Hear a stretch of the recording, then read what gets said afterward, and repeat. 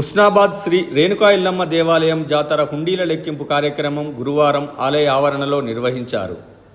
హుండీల ద్వారా 10,63,011 రూపాయల నగదు, 11 గ్రాముల 680 మిల్లీగ్రాముల మిశ్రమ బంగారం, 602 గ్రాముల మిశ్రమ వెండి లభించిందని దేవాదాయ శాఖ అధికారులు వెల్లడించారు.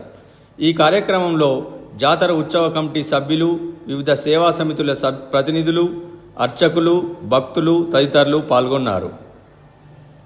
ఉస్నాబాద్ శ్రీ రేణుకా ఎల్లమ్మ దేవాలయం జాతర హుండీల లెక్కింపు కార్యక్రమం గురువారం ఆలయ ఆవరణలో నిర్వహించారు.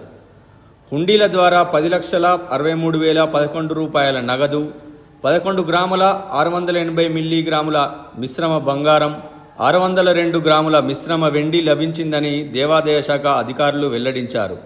ఈ కార్యక్రమంలో జాతర ఉత్సవ కమిటీ సభ్యులు, వివిధ సేవా సమితుల ప్రతినిధులు, అర్చకులు, భక్తులు తదితరులు పాల్గొన్నారు.